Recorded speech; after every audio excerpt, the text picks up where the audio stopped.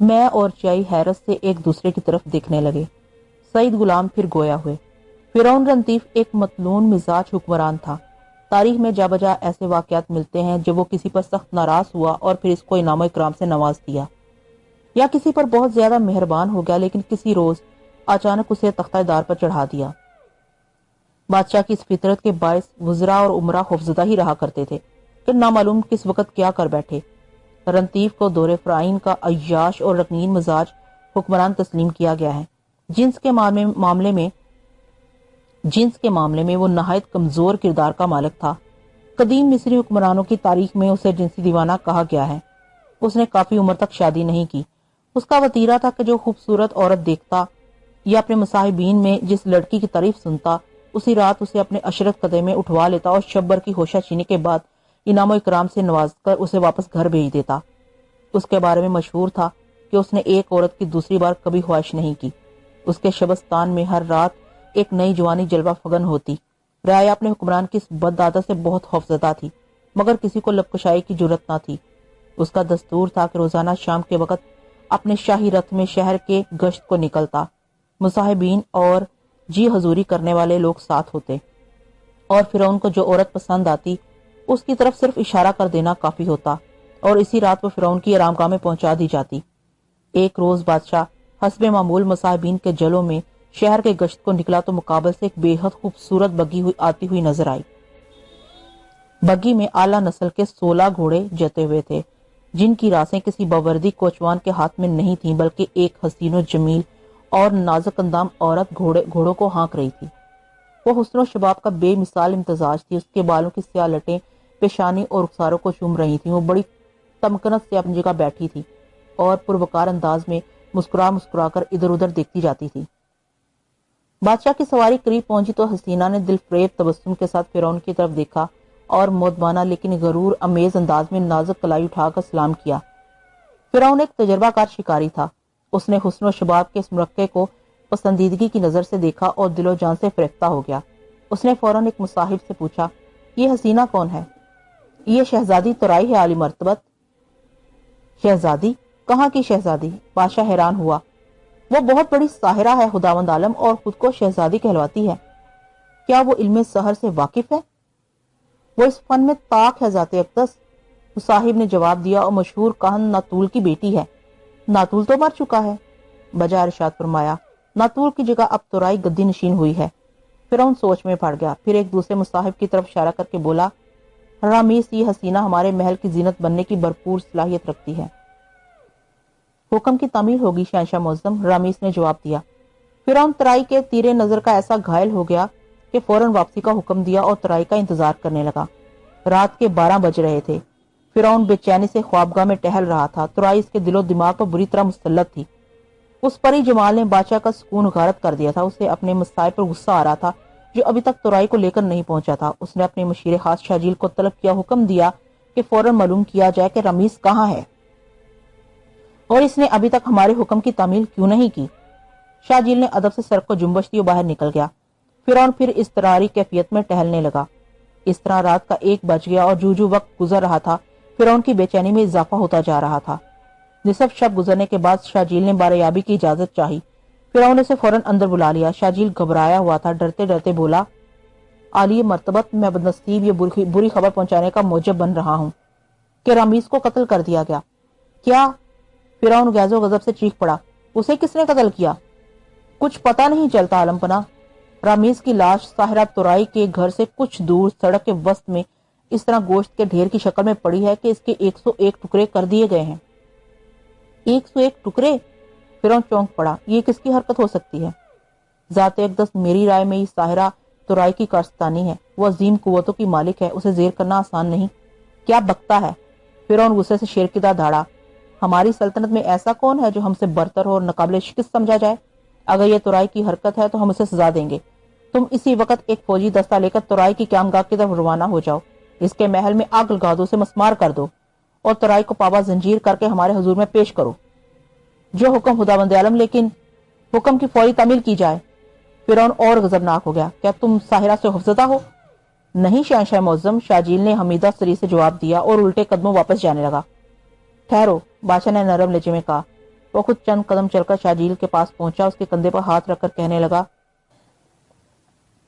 ہم اپنا سابقہ حکم واپس لیتے ہیں۔ ہم نہیں چاہتے کہ حسین تورائی ہمارے حلوت قدے میں داخل ہو تو ملول اور رنجیدہ نظر آئے۔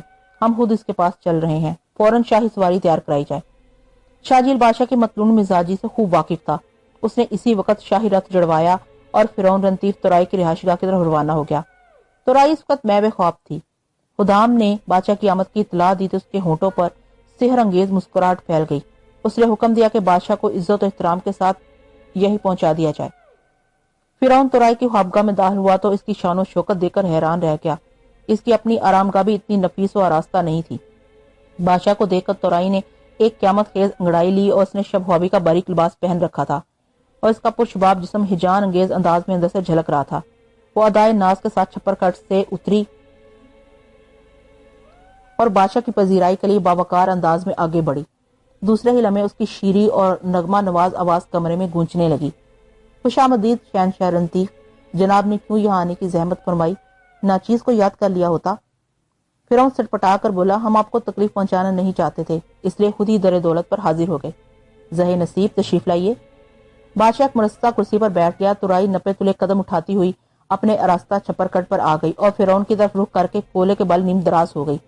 بادشاہ کی عجیب کیفیت تھی، وہ حریص نظروں سے تورائی کے گدرائے ہوئے پرشباب جسم کو دیکھ رہا تھا۔ تورائی کی نشست کا انداز ایسا تھا کہ فرعون کے دل پر بجلیاں گر رہی تھیں اور اس کے جسم کا ایک ایک گوشہ نظروں کے سامنے واہ تھا۔ فرعون سوچنے لگا، ہم نے اب تک کچھ نہیں پایا، جو چیز لائق حصول تھی وہ اب تک ہم سے دور ہے۔ اسی وقت تورائی نے ہلکی سی تالی بجائی اور فوراً ایک خادمہ حاضر ہوئی۔ اس نے ایک نظر مالکن کی طرف دیکھا اور نگاہوں سے مقصد سمجھ کر دونوں کو شراب کا ایک ایک جام پیش کر دیا۔ فرعون بہت غور سے تورائی کی نازک اندامی کا جائزہ لے رہا تھا۔ وہ سوچنے لگا، شاجیل نے جھوٹ بولا ہے، یہ خوبصورت اور وزادار عورت کسی کی جان نہیں لے سکتی، ہاں نظروں سے ہی بہتوں کو قتل کر سکتی ہے۔ تورائی نے دل نشیں انداز میں شراب کا گھونٹ بھرا اور کہنے لگی، یہ میری خوش بختی ہے کہ شہنشاہ نے غریب خانے پر قدم رنجا فرمایا۔ میں پوچھ سکتی ہوں کہ مجھے کیوں کر مزید خدمت کی سعادت نصیب ہو سکتی ہے؟ فرعون نے ایک ہی سانس میں جام خالی کر دیا۔ شراب سری الاثر تھی۔ اس نے مخمور نگاہوں سے تورائی کے نیم اریاں جسم کی طرف دیکھا اور کرسی سے اٹھ کر اس کے مرصع چھپر کٹ پر جا بیٹھا اور تورائی کا ہاتھ تھام کر جذباتی انداز میں کہنے لگا، آپ نے ہمارے دل کا سکون لوٹ لیا شہزادی تورائی، آپ بلا شبہ شہزادی ہیں۔ آپ اتنی حسین ہے کہ آپ کی تعریف کے لیے ابھی الفاظ ایجاد نہیں ہوئے۔ گلوں، ستاروں اور ماہتاب وغیرہ سے تشبیہ دینا آپ کے بے مثال حسن کی تذلیل ہے۔ آپ نے ہمیں گھائل کر دیا ہے، ہم آپ کے گرویدہ ہو گئے ہیں، آپ سے محبت کرنے لگے ہیں۔ تورائی من خیز انداز میں مسکرائی اور بولی، ایک رات کی محبت؟ بادشاہ سٹپٹا گیا اور تورائی کے سوال کو نظر انداز کرتے ہوئے بولا، ہم آپ کی ہر خواہش پوری کریں گے، آپ کی زبان سے نکلے ہوئے ہر لفظ کی تعمیل ہوگی۔ تورائی کچھ نہیں بولی، بس عجیب مسکراہٹ کے ساتھ بادشاہ کی طرف دیکھتی رہی۔ فرعون اس کی خاموشی کو رضامندی سمجھا اور سرکس کے قریب پہنچ گیا، پھر تورائی کے برہنہ اور گداز بازو کو تھام کر ہونٹوں سے چومنے کی کوشش کرنے لگا۔ تورائی نے بجلی کی سی تیزی کے ساتھ بازو کھینچ لیا اور سمٹ کر بیٹھ گئی۔ فرعون کے چہرے پر ناگواری کے اثرات ظاہر ہوئے لیکن جلد ہی زائل ہو گئے اور وہ باہیں پھیلا کر بولا، شرماؤ مت جانے رنتیف، اور خود کو ہماری آغوش میں بکھیر دو، ہم تمہیں نہال کر دیں گے۔ عالی مرتبت، تورائی نے سخت لیکن مؤدب لہجے میں کہا، میں معذرت خواہ ہوں کہ ایسا ہرگز نہیں ہو سکتا۔ کیا؟ بادشاہ غضبناک ہو کر کھڑا ہو گیا، جانتی ہو ہمارے حکم سے سرتابی تمہیں مشکلات میں مبتلا کر سکتی ہے۔ میں اپنے اصولوں کے مقابلے میں کسی سزا کی پرواہ نہیں کرتی۔ تورائی نے تحمل کے ساتھ شیریں لہجے میں کہا، میں ایک پاک دامن عورت ہوں اور اپنے تقدس کو برقرار رکھنا چاہتی ہوں۔ فرعون کا چہرہ غصے سے سرخ ہو گیا، مٹھیاں بھیج گئیں اور آنکھوں سے چنگاریاں نکلنے لگیں، لیکن اپنی فطرت کے مطابق جلد ہی اس کی کیفیت بدل گئی۔ وہ سابقہ حالت میں آ گیا اور نرم لہجے میں کہنے لگا، کوئی خیال نہ کرنا شہزادی تورائی، ہم ذرا جذباتی ہو گئے تھے، دراصل ہم نے سیکھا ہی نہیں کہ ہماری زبان سے نکلے ہوئے الفاظ مسترد کر دیے جائیں۔ آپ پہلی خاتون ہیں جس کی سرکشی برداشت کرنے میں ہم لطف محسوس کرتے ہیں، تاہم یہ ضرور معلوم کریں گے کہ آپ کے اصول کیا ہیں اور آپ کیا چاہتی ہیں۔ تورائی اپنی فتح پر نازاں دکھائی دینے لگی۔ وہ بولی، میں عرض کر چکی ہوں کہ ایک حیادار اور باعصمت عورت ہوں۔ اگر آپ مجھ سے محبت کرتے ہیں، مجھے حاصل کرنا چاہتے ہیں، میرے لیے بے قرار ہے، تو اس کا صرف ایک ہی ذریعہ ہے، وہ ہے شادی۔ اوہ، شادی؟ فرعون مضطرب نظر آنے لگا۔ دراصل ہم نے شادی کے بارے میں کبھی نہیں سوچا۔ آپ غور فرما لیں شہنشاہ معظم، تورائی نے جواب دیا، میری رائے میں آپ کو کسی کے مشورے کی ضرورت نہیں۔ ہاں، فرعون اٹھ کر ٹہلنے لگا، ہمیں سوچنے دیجیے۔ تورائی غور سے بادشاہ کی طرف دیکھ رہی تھی، وہ اس کی اندرونی کشمکش سے واقف تھی۔ ادھر فرعون نے جلد فیصلہ کر لیا اور ترائی کی کلائی تھام کر جذباتی لہجے میں بولا، ہم نے محسوس کیا واقعی آپ سے محبت کرنے لگے ہیں، ہم آپ کو اپنی ملکہ بنانے کے لیے تیار ہیں، اب کل ہی شادی کی رسم دھوم دھام سے انجام دی جائے گی، ہم انتظار نہیں کر سکتے۔ یہ کہہ کے فرعون نے ترائی کے ہاتھ کی پشت پر بوسہ دیا اور رخصت ہو گیا۔ اگلے روز نہایت دھوم دھام سے فرعون رنتیف اور شہزادی ترائی کی شادی ہو گئی۔ رنتیف ہرجائی ہونے کے باوجود سچ مچ ترائی سے محبت کرنے لگا تھا۔ ترائی بھی ایک مثالی ملکہ ثابت ہوئی، اس نے بادشاہ کو وہ پرخلوص پیار دیا اور ایسی لذتوں سے ہمکنار کیا جس کا دوسری عورت کے ساتھ وہ تصور بھی نہیں کر سکتا تھا۔ وہ نہ صرف فرعون کے دل پر حکمرانی کر رہی تھی بلکہ اپنی دورس اصلاحات کے باعث رعایا میں بہت مقبول ہو گئی، خصوصاً عورتوں کے حقوق اور دیگر معاملات پر اس نے خصوصی توجہ دی۔ غریب، لاچار اور بیوہ عورتوں کے لیے امان گاہ تعمیر کروائیں اور نوجوان اور غریب لڑکیوں کے شادی بیاہ کے سلسلے میں امداد و اعانت کرنے لگی، ہر چند کہ وہ ایک باکمال سہارا تھی، اور ایسے لوگ فطرتاً عیاش، بدکردار اور فتنہ پرور ہوتے ہیں، جبکہ ملکہ ترائی اس کے برعکس بڑی ہمدرد، پرخلوص اور وفاشار عورت تھی۔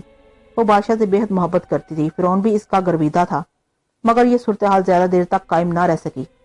مرد آج کا ہو یا 5000 سال قبل مسیح کا، وہ فطرتاً تبدیلی پسند واقعہ ہوا ہے، خصوصاً عورت کے معاملے میں۔ مرد کی فطرت ہے وہ ایک چیز پر قناعت نہیں کر سکتا، جلد اکتا جاتا ہے اور خوب سے خوب تر کی تلاش جاری رہتی ہے۔ فرعون رنتیف تو فطرتاً عیاش تھا، وہ زیادہ عرصے تک صرف ترائی پر اکتفا نہ کر سکا اور اس کے مصاحبین نے دوبارہ نئی خوبصورت لڑکیوں کو اس کے عشرت قدر میں پہنچانا شروع کر دیا، اور بادشاہ اس معاملے میں تنہا قصوروار نہیں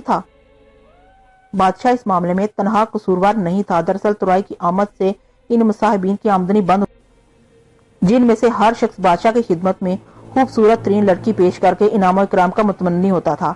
وہ لوگ جلد فرعون کو اپنے ڈھب پر لے آئے اور عشرت قدر پھر سے آباد ہو گیا۔ ملکہ ترائی گہری نظروں سے بادشاہ کا مطالعہ کر رہی تھی۔ وہ ایک شریف النفس اور شوہر پرست عورت تھی، اسے گوارا نہیں تھا کہ بادشاہ غیر عورتوں سے تعلقات قائم کرے۔ وہ شادی سے پہلے وہ اس کی عیاشیوں کی داستان سن چکی تھی، مگر اب وہ جبکہ اس کا شوہر تھا تو محبت کی تقسیم برداشت نہیں کر سکتی تھی۔ وہ فرعون کو راہ راست پر لانے کے لیے مناسب موقع کی متلاشی تھی۔ ایک رات جب بادشاہ شباشی کی غرض سے اس کی خوابگاہ میں آیا تو وہ منہ پھلا کر بیٹھ گئی۔ اس نے ہمیشہ کی طرح بادشاہ کا استقبال کیا، نہ دلجوئی کو اٹھی۔ فرعون اس کے قریب آیا، محبت سے پشت پر ہاتھ رکھ کر بولا، کیا بات ہے ملکہ، آج اب بہت افسردہ نظر آتی ہیں۔ ترائی نے کوئی جواب نہیں دیا، بس خلا میں گھورتی رہی۔ بادشاہ پشت سے ہٹ کر کے سامنے آ گیا اور تھوڑی اٹھا کر بولا، کچھ تو کہو جانے رنتیف کہ آپ کو کس بات کا دکھ ہے، ہم آپ کی ہر خواہش پوری کریں گے۔ ملکہ نے ڈبڈبائی ہوئی آنکھوں سے بادشاہ کی جانب دیکھا اور شکایت امیز لہجے میں بولی، ہمیں اندازہ نہیں تھا کہ آپ ہمارے ساتھ بے وفائی کریں گے، لیکن ہم نے تو کوئی بے وفائی نہیں کی، آخر آپ کوئی شکایت کیوں کر پیدا ہوئی؟ ملکہ نے بھرائی ہوئی آواز میں کہا، علی وقار، کیا یہ درست نہیں کہ آپ کی خوابگاہ میں نوجوان لڑکیوں کی آمدرد شروع ہو گئی ہے؟ او، فرعون کہکا مار کر ہنسا، جان سے زیادہ عزیز ملکہ، شہنشاہوں کے لیے یہ امر معیوب نہیں ہے۔ خوب، ملکہ نے تنزن کہا، کوئی بادشاہ کو یہ حق حاصل ہے کہ وہ بیوی کو نظر انداز کر کے غیر عورتوں کے ساتھ رنگرلیاں منائے اور بیوی کی دل آزاری کے ساتھ ساتھ معصوم لڑکیوں کا مستقبل تاریک کرے؟ ملکہ، فرعون غصے سے کھڑا ہو گیا، گفتگو کرتے وقت آپ کو ہمارے مرتبے کا خیال رکھنا چاہیے، ہم دیکھ رہے ہیں کہ آپ کا لہجہ تلخ اور ناشائستہ ہوتا جا رہا ہے۔ معافی چاہتی ہوں، ترائی ادب سے بولی، لیکن ہم اس کے متحمل نہیں ہو سکتے کہ شوہر کے جسم سے دوسری عورتوں کی بو آئے۔ فرعون بیٹھ گیا اور سمجھاتے ہوئے کہنے لگا، آپ ضرورت سے زیادہ حساس ہیں، لیکن ہم کوئی نیا کام نہیں کر رہے ہیں۔ بادشاہ کے حرم میں بے یک وقت 1000 عورتیں رہی ہیں اور ان پر کوئی انگشت نمائی نہیں کر سکتا، لیکن ہم شہنشاہوں کی اس روش کے خلاف احتجاج کرتے ہیں۔ ترائی نے کسی قدر غصے سے کہا، یہ عورت پر ظلم ہے، آخر یہ کہاں کا انصاف ہے کہ مرد تو جسے چاہے اسے بستر کی زینت بنائے اور عورت کو ایک مرد پر قانع رہنے کے لیے مجبور کر دیا جائے۔ ملکہ، آپ کا انداز گفتگو پھر گستاخانہ ہو چلا ہے۔ فرعون نے ناگواری سے کہا، شہنشاہ معظم، حقائق ہمیشہ غیر شیریں ہوا کرتے ہیں، میں اس امر پہ اصرار کروں گی کہ آپ کو اپنی موجودہ روش ترک کرنا ہوگی، ہم آپ کو اپنے ذاتی معاملات میں مداخلت کی اجازت نہیں دیں گے۔ میرے اور آپ کے ذاتی معاملات جدا جدا نہیں ہیں عالی مرتبت، ورنہ پھر مجھے بھی اجازت دی جائے کہ میں اپنی خلوت میں غیر مردوں کو داخلے کی اجازت دوں۔ ملکہ ترائی کی بات سن کر فرعون کا چہرہ غصے سے سرخ ہو گیا، جسم کانپنے لگا۔ دوسرے ہی لمحے اس نے ترائی کے رخسار پر پوری قوت سے تھپڑ رسید کیا، جہاں 5 انگلیوں کے واضح نشانات نظر آنے لگے۔ ترائی نے کوئی احتجاج نہیں کیا، صرف کھڑی مسکراتی رہی۔ اس کی مسکراہٹ بڑی معنی خیز تھی۔ اسی وقت بادشاہ کو اپنے اندر ایک عجیب تبدیلی کا احساس ہوا، جیسے وہ ہاتھ جو ملکہ کے رخسار پر مارا تھا اس کا اپنا ہاتھ نہ ہو، بہت بھاری ہو گیا ہو۔ فرعون نے گھبرا کر اپنے ہاتھ کی طرف دیکھا اور خوفزدہ نظر آنے لگا۔ اس کا پورا ہاتھ لکڑی کا بن چکا تھا۔ اس وقت پہلی بار فرعون کو احساس ہوا کہ ترائی اس کی ملکہ ہی نہیں، ایک زبردست سہرا بھی ہے۔ اس نے ایک بار پھر اپنے لکڑی کے ہاتھ کی طرف دیکھا اور ہکلاتے ہوئے کہنے لگا، یہ کیا مذاق ہے؟ یہ کیا مذاق کیا آپ نے اپنا سحر ہم پر بھی آزمانا شروع کر دیا؟ واقعی یہ مذاق ہے۔ تورائی کھلکھلا کر ہنس پڑی۔ آپ کا دست مبارک ابھی چند لمحوں میں اپنی اصل حالت پر آ جائے گا، لیکن پہلے آپ سے ایک وعدہ لینا چاہیں گے۔ کیسا وعدہ؟ یہی کہ آپ آئندہ غیر عورتوں کو اپنے قریب نہیں آنے دیں گے۔ فرعون مخمصے میں پڑ گیا، پھر کچھ سوچ کے جلدی سے بولا، اچھا ٹھیک ہے، ہم وعدہ کرتے ہیں، مگر ہاتھ تو ٹھیک کیجیے ہمارا۔ تورائی نے بادشاہ کا ہاتھ تھام لیا۔ اس نے چند غیر مانوس الفاظ دہن سے ادا کیے اور گردن جھکا کر فرعون کے ہاتھ کو چوم لیا۔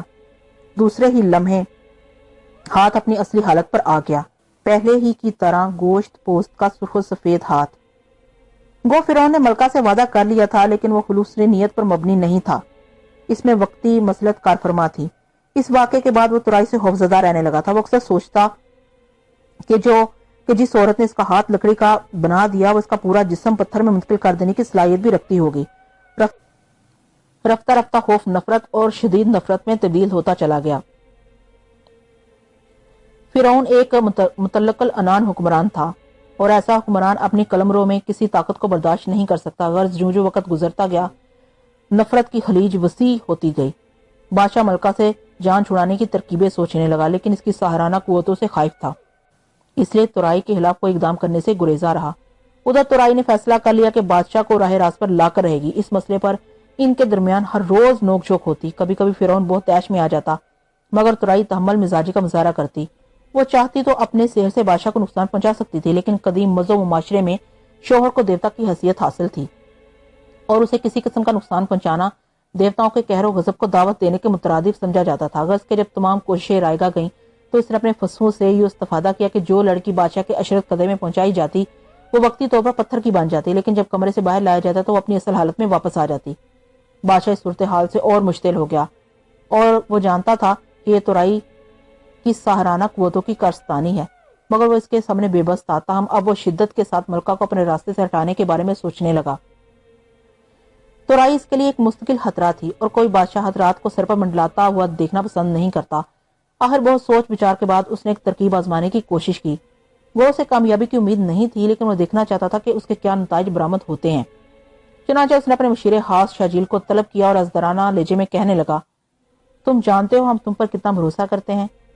یہ عالم پناہ کا حسن فن و کمال نظر ہے، ورنہ یہ ناچیز لفاظی چھوڑو۔ بادشاہ نے ہاتھ اٹھا کر کہا، ہم تم سے ایک کام لینا چاہتے ہیں، لیکن کسی کو کانو کان خبر نہ ہو۔ حضور حکم فرمائے، نمک خوار رازداری کی قسم کھاتا ہے۔ فرعون سوچنے لگا، جیسے معاملے کو مؤثر انداز میں پیش کرنے کے لیے الفاظ ڈھونڈ رہا ہو۔ آخر دبے لہجے میں کہنے لگا، تم جانتے ہو کہ ملکہ تورائی رعایا میں ہم سے زیادہ مقبولیت حاصل کرتی جا رہی ہے۔ یہ بات ہمیں قطعاً پسند نہیں، یہ کسی بادشاہ کی کمزوری اور عدم استحکام کی دلیل ہے۔ ہم خود کو غافل اور عاقبت ناندیش حکمران ثابت کرنا نہیں چاہتے، اس لیے ہماری خواہش ہے کہ ملکہ کو ختم کر دیا جائے۔ تم یہ کام نہایت رازداری کے ساتھ تنہا انجام دو گے، کسی کو علم نہ ہونے پائے۔ شاجیل کا چہرہ دہشت سے سفید پڑ گیا۔ اگر بادشاہ کسی اور کے قتل کے در پہ ہوتا تو اس وقت اس کا سر فرعون کی خدمت میں پیش کر دیتا، لیکن تورائی کا معاملہ دوسرا تھا۔ وہ اس کی ساحرانہ قوتوں سے واقف تھا اور بے حد خوف کھاتا تھا۔ اس کی نظروں کے سامنے بادشاہ کے مصاحب رامیز کا چہرہ رقص کرنے لگا، جو تورائی کو اغوا کرنے گیا تھا، لیکن اس کی لاش کے 101 ٹکڑے سڑک کے بیچوں بیچ رکھے پائے گئے تھے۔ تم فکر مند کیوں ہو گئے ہو؟ بادشاہ نے اسے خاموش دے کر سوچا، کیا تورائی کے فسوس سے خوفزدہ ہو؟ نہیں شہنشاہ معظم، میری رائے میں تم اپنی رائے اپنے پاس رہنے دو، فرعون ناگواری سے بولا، اور ہمارے حکم کی تعمیل کرو۔ صبح ہمیں ملکہ کا سر چاہیے۔ شاجیل کا عالم یہ تھا کہ کاٹو تو لہو نہیں۔ اگر اسے اپنی جان کا خطرہ نہ ہوتا تو فرعون کا حکم ماننے سے انکار کر دیتا۔ بادشاہ پھر کہنے لگا، یہ کام آج رات ہو جانا چاہیے، ہم زیادہ انتظار نہیں کر سکتے، تم جاؤ اور ابھی سے تیاری شروع کر دو۔ شاجیل اٹھا، اسے یوں لگا جیسے جسم میں جان باقی نہ رہی ہو۔ اس نے مخصوص انداز میں الوداعی سلام کیا اور رخصت ہو گیا۔ ہر چند کے وہ خود پر قابو پانے کی کوشش کر رہا تھا، لیکن اس کی ٹانگیں کانپ رہی تھی اور دل تیزی سے دھڑک رہا تھا۔